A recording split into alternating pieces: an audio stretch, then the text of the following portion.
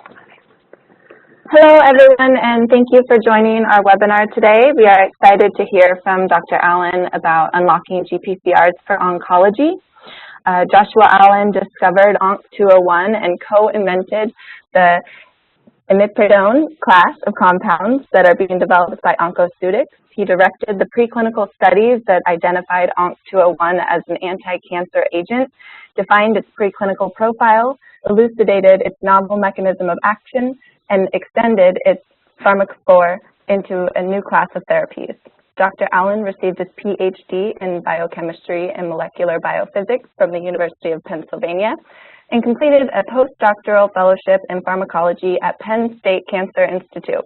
Dr. Allen has authored several research publications and awarded grants for preclinical and clinical development of novel therapies and biomarkers. Several awards have recognized his entrepreneurial research and development efforts in different areas of oncology, including recognition of the 2016 Forbes 30 Under 30 list. Thank you for joining us today, Dr. Allen. We're looking forward to your talk.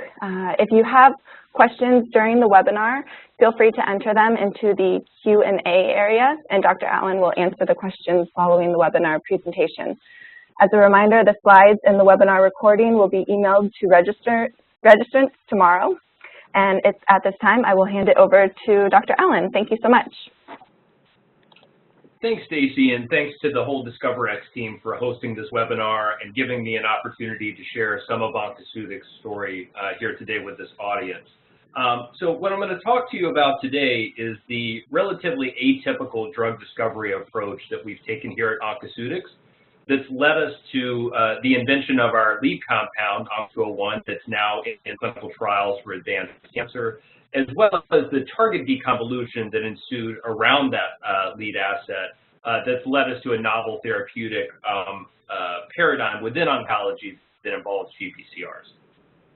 So when we think about drug discovery, there's two main categories of methods. One is target-based drug discovery, which is increased in prevalence due to the explosion of molecular information we have about diseases. We now understand more than ever the molecular defects in diseases, how those defects manifest themselves at a consequential level, and how we can engineer therapeutics that can correct or alter those defective functionalities. But there's a second category that's rooted in our modern medicine efforts, and that is phenotypic-based drug discovery. So prior to this molecular information, this is the way drugs were discovered. Essentially, you can think of looking for a behavior rather than directly for target engagement. That behavior could be effects in animal models. It could be effects at a cellular level. It could be effects at a cell signaling level. But what it means is, ab initio, you don't know the binding target of the molecule. You're looking for a therapeutic that causes a certain effect. Now, phenotypic-based drug discovery has come a long way since its roots. We now have a lot of technologies available to us to help us figure out exactly what binding target a particular molecule could be sticking to. So that's came a long way. But that being said, there's no, direct method to target deconvolution that's 100% guaranteed, as we'll cover later. So why would somebody go down this route? Why would you choose phenotypic drug discovery and leave yourself exposed to the sometimes time-consuming efforts around target deconvolution? There's many reasons for this. One of which that I'd like to highlight here is the ability to discover novel targets. So if you look at FDA-approved drugs, and then you categorize those drugs into two categories shown on this slide. One is first-in-class drugs, which directly bind to a target in a cell that's not been targeted by an FDA-approved drug before, or follower drugs on the right side, which are also called me-too compounds that stick to a binding target already targeted by some FDA-approved drug when it hits the market. And what you can see is, if you look at the first-in-class category, the primary way that these drugs are discovered is through a phenotypic screen. So obviously, since you do this kind of approach without knowing the binding target, you have a increased likelihood of uncovering a novel binding target if you're lucky enough to figure out what your target is. So in oncoceutics, the approach that we took that led to the discovery of ONC201, our clinical compound, was a phenotypic-based drug discovery. The screen was essentially looking for compounds, specifically small molecules, that were capable of upregulating a particular immune cytokine called TRAIL. The reason why that phenotype was selected was basically because TRAIL has been evolved as part of the immune surveillance system. It's a cytokine that's conditionally expressed by immune cells and inherently has a very attractive therapeutic window. It basically can eliminate malignant but not normal cells. And then there was a selection process that looked for compounds that could accomplish this phenotype in a p53 independent manner, because mutations in p53 occur commonly in cancer, and that is one transcription factor by which you can activate this particular transcription of this cytokine. And in short, out of our screening approach, we had to come up with a prioritization strategy that eventually led us to our selection of compound ONC201. And in short, this prioritization strategy involved selecting for compounds that were capable of accomplishing this phenotype, both in vitro as well as in vivo. That phenotype involved both induction of TRAIL as well as tumor-selected cell death, so also not harming normal cells. So after a significant amount of work, we found a compound that could accomplish the phenotype we had set out to look for. This compound is called ONC201, and this is shown on this slide. But at this time, we really didn't have any clue what the binding target of the molecule was, right? I mean, all that we knew at this time was that this compound could cause a p53 independent upregulation of this human TRAIL gene in cancer cells. So how are we going to figure out the binding target of this molecule? Well, if you look out there, there's a huge array of tools available to you now. It's almost overwhelming. There's no single technique that is guaranteed to give you a binding target. There's no silver bullet. And each of these techniques has distinct advantages and disadvantages that involve caveats in certain types of proteins or targets that may not be detected in that particular method. So the first approach that we took to try to deconvolute the mechanism of ONC201 was chasing its signaling pathways. So as I mentioned, we knew a transcriptional event associated with drug treatment. We then looked for a transcription factor that was responsible for that event, and then chased upstream of the signaling pathway to basically elucidate the signaling pathways that were controlling that phenotype.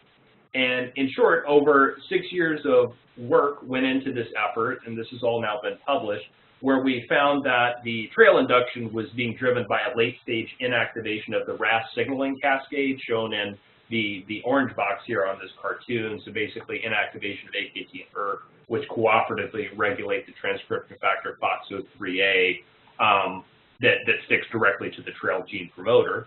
And in the blue box, we also found an early-stage activation of the integrated stress response.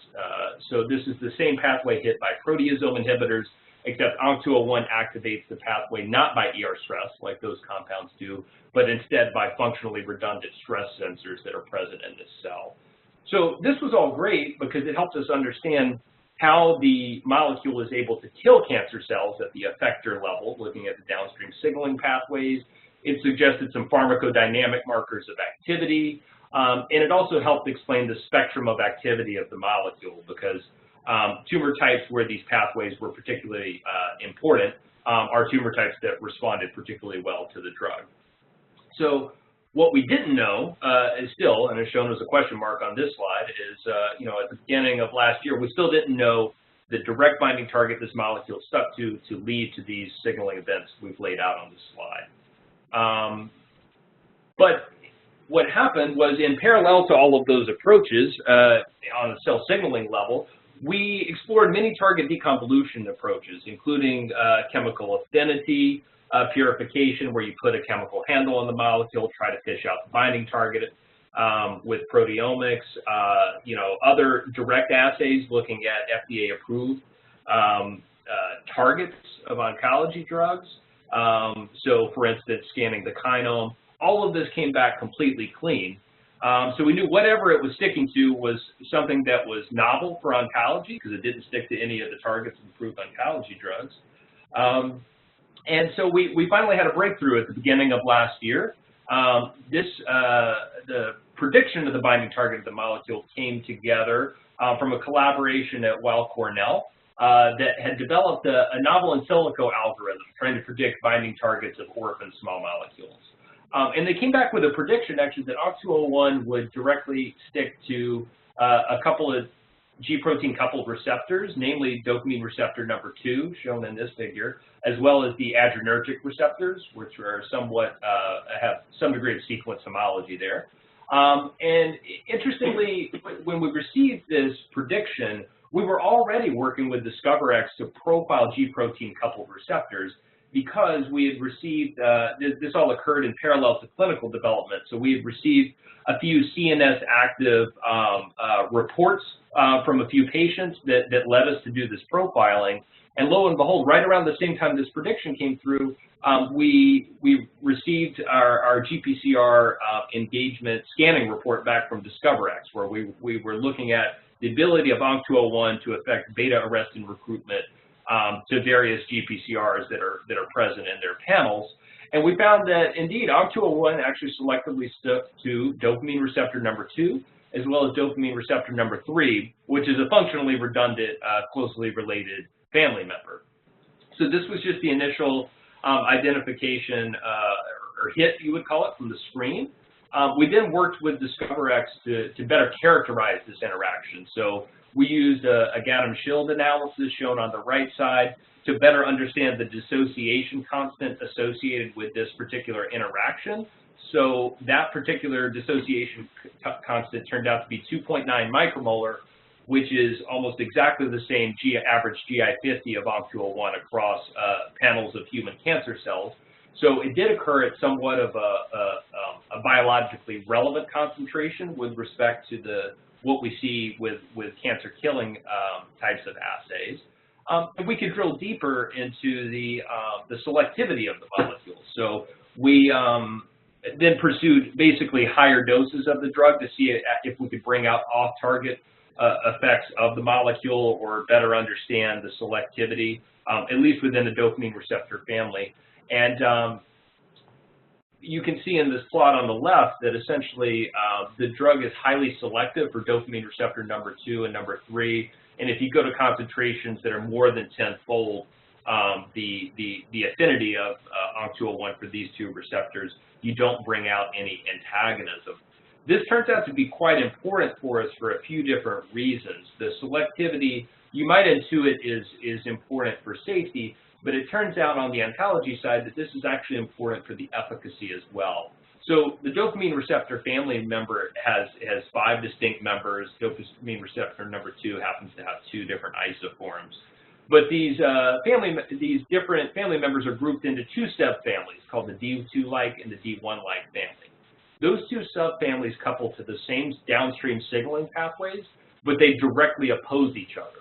The thought being that you bring about a more balanced response, in response to a natural ligand.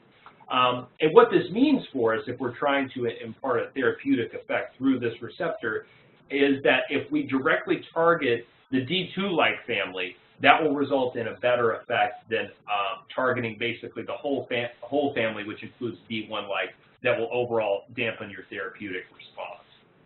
And this selectivity is not easy to achieve among G-protein coupled receptors. We can look at other DRD2 antagonists, which have been looked at before in the context of antipsychotics, and you can see they suffer from a large degree of pleiotropy here, whereas with ONC201, at the doses used in the clinic, achieve blockade of DRD2 without significant off-target effects. And so we've been able to delve into the receptor pharmacology in a more detailed manner to understand why our compound is able to achieve a high degree of selectivity, unlike some other DRD2 antagonists. And this is a pretty complex story, but in short, It appears we have unique receptor pharmacology.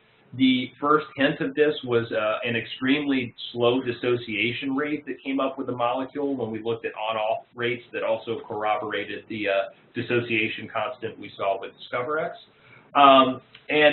When we went to map the binding site using mutational analyses, we interestingly find that not only are the orthosteric residues involved, so the residues that basically surround the primary ligand binding site within the molecule, but we also have allosteric residues outside that are critical for the function of ONC201 on DRD2. And those allosteric residues are key areas of divergence among the dopamine receptor family as well as other GPCRs. So we think we have a unique way of interacting with the receptor, and that involves some key residues that enable selectivity for our compound. So at this point in the story, I've told you a little bit about, the interaction between ONC201 and DRD2, but, when we first discovered this, we weren't sure that this had anything to do with the anti-cancer activity of the molecule. And we were surprised when we looked into the literature to find there's actually a lot of studies, and we've compiled these on our website at this point. There's a lot of studies that show that this particular dopamine receptor is overexpressed by a variety of different cancer cells. This includes neuro-oncology indications, which you might first suspect, but it also goes beyond that into lymphomas and other types of cancer. And what you find is, this is one example from a published study in lymphoma, is that the dopamine receptor number 2, in particular among this family, is widely expressed by various cancer cells. And that other studies have looked at the preferential expression of this receptor. If you compare, in this case on the right part of the slide, this is looking at glioblastoma specimens, where you look at the expression of the receptor in the T stands for the tumor segments, and then you can compare that to the adjacent normal tissue shown to the right, denoted here as N. You can see a huge amount of receptor overexpression in this particular set of examples, rather. And then other studies have taken it further as well to show that not only is the receptor overexpressed, but that interfering with that receptor using either genetic methods or tool compounds can result in cell death, both in vitro as well as in vivo. So there was a large amount of evidence in the literature that this receptor could explain some of the observations we were seeing with our compound. And through a series of other studies that we're not going to show here today, we've been able to link this interaction to the downstream signaling events that I described to you earlier. So this gave us a really nice picture of what this drug does, which is selectively antagonize this particular G protein coupled receptor and lead to the downstream phenotypes that we discussed earlier. So what can we do with this information at this point, right? There's several things we can do with this. One is we can go back into our clinical program and make sure that we're achieving the doses we need to get our therapeutic effect. So we had, first of all, we can go back into our dose escalation study and show that actually that every patient on that clinical trial with oral administration of this drug received a dose that was sufficient to impart plasma concentration levels that exceeded the target threshold for this engagement. We could also go into the literature and look for surrogate markers of target engagement. So it turns out that you antagonize DRD2 in the pituitary gland, you get an increased secretion of the neuroendocrine hormone prolactin that goes into circulation. And the right side of this graph shows the first 10 patients ever treated with ONC201, which is part of a dose escalation study. You can see that every patient on that trial indeed had induction of prolactin, which was suggesting target engagement. We could also take knowledge of this target and feed it back into prior efforts centered around biomarkers for the compound at a preclinical level. And in short, we've been able to develop biomarkers that are related to the target or the target pathway that help us explain the activity of the drug. This includes the expression of the target itself, which we have an IHC assay for, as well as other biomarkers. The one shown here is DRD5, which is implicated in both de novo and acquired resistance to the drug.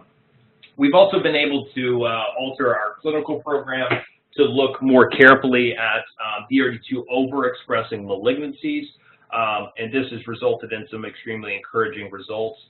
The example shown here is from a phase 2 study at Dana-Farber and Mass General Hospital, supported by the NCI, where we've looked at glioblastoma, which overexpresses DRD2 quite significantly, and we've seen encouraging signs of activity. This particular example is in a 22-year-old female patient with a recurrent glioblastoma. All the patients on this trial had exhausted standard of care therapy and were basically only left with salvage options or enrolling in a clinical trial. And you can see a rather impressive reduction in this malignant lesion of this patient. There were actually 2 lesions, both regressed, and we're just showing one particular example here. This patient remains with a durable response and on treatment after more than 10 months and is yet to experience a drug-related side effect. That's a point we won't touch on in detail here today, but the safety profile of the compound has been extremely encouraging, both in preclinical and clinical studies. Just to show another example, we were surprised once we found out the binding target that when we looked in tissue microarrays for DRD2 expression, that actually endometrial cancer was a tumor type where we saw a large degree of overexpression in a selective manner when you compare malignant versus normal tissue. And again, we've seen encouraging signs of regression to metastatic lesions in our clinical studies that have looked at these particular patients. So we're encouraged by this, obviously, and with the translation of this profile of ONC201 over to the clinic and the unveiling of the therapeutic paradigm that's used by this compound, we start to think about what else we can do with this information. So if you think about G-protein coupled receptors, you're not used to thinking about them in the context of oncology, because nothing that's FDA approved to treat oncology targets these receptors. But this is the largest family of membrane receptors in mammalian cells. And if you look at this cartoon, which is incredibly complicated, you'll note that basically the common bad actors that are here for oncology are controlled by these receptors. And there's this concept in GPCRs of so-called pluridimensional efficacy, whereby through one particular receptor, you can impact many downstream signaling pathways. And we think that's a powerful therapeutic approach for a disease like oncology that uses so many different mechanisms to accomplish its goal. And so even though you're not used to hearing about this in oncology, I'm sure you've heard of G-protein coupled receptors, being a person that would listen to this webinar, but also most physicians would as well, because it's targeted by over a third of all drugs on the market. So why hasn't this been tapped before in oncology? We get this question a lot. Why are we one of the first people to really catch on to this? And we think one of the reasons is because of the way GPCRs are dysregulated in oncology. So we feel that people have focused on big data studies looking at genetic mutations to discover new targets. And it turns out that G-protein coupled receptors are very infrequently mutated. And in the case of oncology, it's almost always an overexpression event rather than a mutation event that's occurring to dysregulate this pathway, and that this alteration can occur both in the receptor as well as the G proteins that couple to its mediated signaling. So we think the mechanism of dysregulation has led to this paucity of development and discovery efforts in oncology, though we see signs of that increasing. So what can we do? We have this huge superfamily of receptors that's druggable. We seem to have a compound that can selectively engage GPCRs. What can we do with this? Well, we can create chemical derivatives of this, because it turns out the core structure here is novel. Nobody's used this core pharmacological before. And we've been able to create a set of chemical derivatives around this core structure, which we call collectively imipridones, based on the chemistry that's there.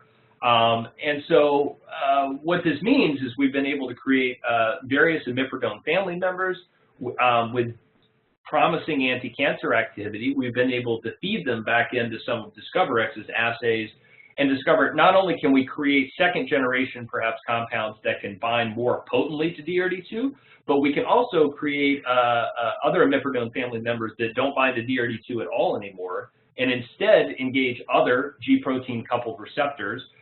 The particular example shown here at the top is ONC212, which is an agonist of an orphan G-protein coupled receptor, which turns out to play a role in oncology. So when we look into the literature, this particular orphan GPCR has been established as a tumor suppressor in the context of leukemias. And we've been able to show that we can go into leukemia models that are relatively insensitive to ONC201, which is a DRD2 antagonist, and are remarkably sensitive to this orphan GPCR agonist due to its role. And this is manifested not only in improvements in anti-tumor activity in the in vitro setting, but also in the in vivo setting, as you can see on the right side. So the opportunity, we wanted to share a little bit about ONC201 today. Mention ONC212 as another just proof of concept, but we think that this imipridone family has the ability to selectively target various members of G protein coupled receptors. Our current efforts seem to have us within the class A receptor family, but we think the opportunity is quite compelling in oncology, and we look forward to extending this to many different diseases and many different GPCR targets. So with that, I'll summarize and say that what I've told you about today is, the discovery of our clinical stage compound ONC201 that we discovered phenotypically. We talked about the target deconvolution approach that ultimately led to the identification of the binding target of this compound, which was dopamine receptor number 2. And that we've been able to not only validate this interaction at a preclinical level, but we've been able to translate these findings over into our clinical program to better design how we develop the drug at that level.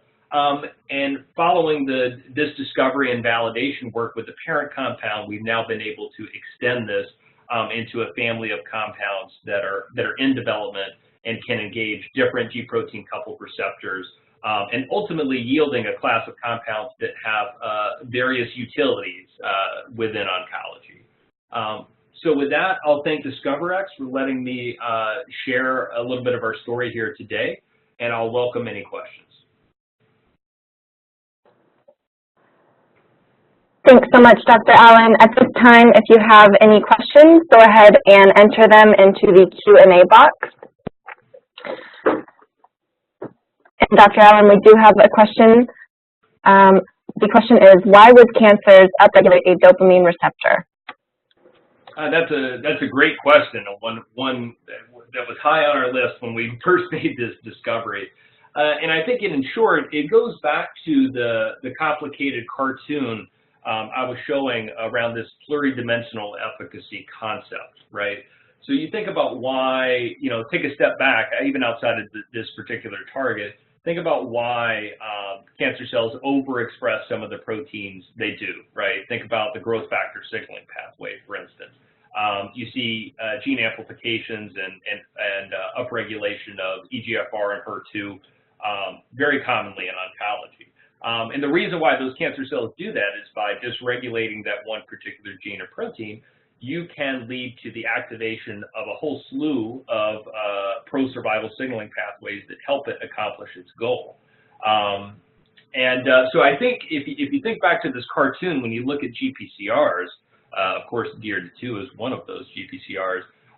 If a cancer cell can upregulate that receptor, it can turn on a lot of different downstream signaling pathways that include the same, there's crosstalk between these GPCRs, particularly DRD2 has been demonstrated. There's crosstalk between DRD2 and EGFR and other growth factor signaling pathways as well. So it can accomplish some of the same goals via these downstream signaling pathway activations as other oncogenes that you're more used to hearing about. So I think that's why it's being overexpressed, is it turns on growth factor signaling pathways, it silences stress signaling pathways, and allows cancer cells to continue to proliferate. Thank you. The next question is, would this molecule have efficacy as an antipsychotic? That's an excellent question. So I will say it's a very interesting question too. So it turns out that to be an antipsychotic and treat schizophrenia, you do need to target dopamine receptor number 2. But the converse is not necessarily true. Not all compounds that target dopamine receptor number 2 have antipsychotic activity. There's actually an interesting example a compound that has high affinity against DRD2, but is used as is an approved agent that's used widely to combat gastrointestinal reflux, and it has no antipsychotic activity. And I'd say that the jury is still out on exactly what properties of a DRD2 antagonist impart antipsychotic activity. So I'd say that based on our observations we have today with ONC201 and some other imipridone families that hit DRD2, it's possible, since we hit that target, that there could be some antipsychotic utility to the compounds. That's not necessarily true, and we're happy to collaborate with many people and have some of these ongoing right now to understand if it really does have that activity. But that's basically the answer to the question. We're not sure as of today, but we know that DRD2 antagonism, while it's a prerequisite as an antipsychotic feature, that doesn't necessarily dictate that something will be an antipsychotic. Thank you. Next question. Is DRD2 ubiquitously expressed in the body, not just in the brain where it is mainly known about, or more highly expressed in certain tissues or organs? Right. So that's another great question where I was surprised when we initially looked into that. So the answer is yes. It is outside the central nervous system. You do think of, substantia nigra and particular parts of the brain. When you hear dopamine, you think of this being a relatively compartmentalized sort of protein. It turns out to not be the case. It is expressed peripherally. It is expressed throughout the GI tract. There are certainly some areas throughout your body you wouldn't expect that receptor to be there, and it is. Another area to mention is actually on immune cells. That's particularly interesting because we're starting to see some immunomodulatory properties of the drug, both in preclinical studies as well now in our correlative studies in clinical trials. So yeah, the receptor is more broadly expressed than you would think. It is expressed outside of the CNS, and certainly within oncology, it's dysregulated in a lot of other cancers outside of neuro-oncology. Thank you. Next question. Are all your imipridones pure antagonists, or do you have some that are agonists, biased? Right, so that's a good question. The second example I was trying to highlight here today is ONC212. That particular compound is actually an agonist of that Orphan GPCR. So it is apparent, and we see this more broadly when we look at other compounds. I mean, we do have a mixture of compounds that are capable of being antagonists for some targets and agonists for other targets. All of the imipridones we've profiled to date do have some level of G protein coupled receptor engagement. And we have a collection of different targets we can engage, as you saw on that phylogenetic tree. But we also have a varying degree, we seem to be able to engineer the selectivity and the potency into these family members. So in some examples, we have purely selective antagonists. In other examples, we can have, dual or tri inhibitors of specific proteins. Or if we want to, we can get, multi-GPCR inhibitors that have a significant degree of pleiotropy. So there's a lot of flexibility within the family. Thanks, Dr. Allen. We have time for 2 more questions. So the first one is, are there any subfamilies of impiridones specific for specific GPCR families? That's a very interesting question.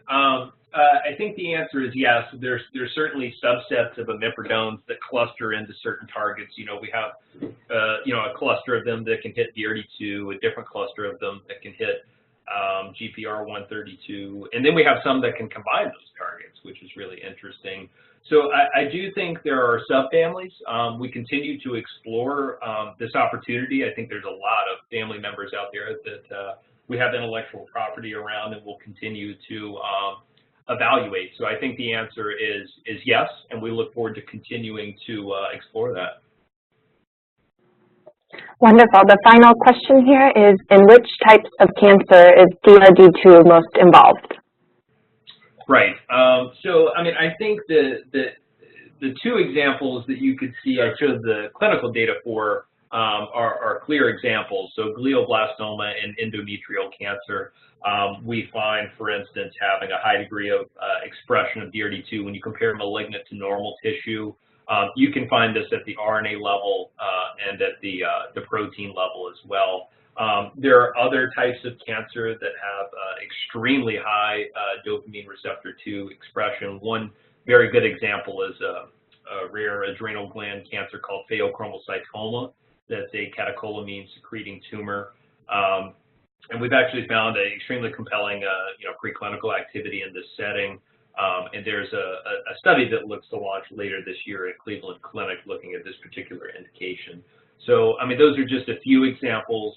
The list goes on, and I encourage you to look at our website where we've compiled a lot of publications on there that detail all the different cancers where people have looked at clinical samples and shown that overexpression of this particular receptor occurs in a lot of cancers and ones which you might not normally expect when you think about dopamine. Thanks so much, Dr. Allen. We greatly appreciate you taking the time to present this webinar today. And for all the attendees, thank you for attending. You will receive copies of the slides as well as the recording of this webinar in your email box tomorrow. With that, thanks again, and have a great day, everyone.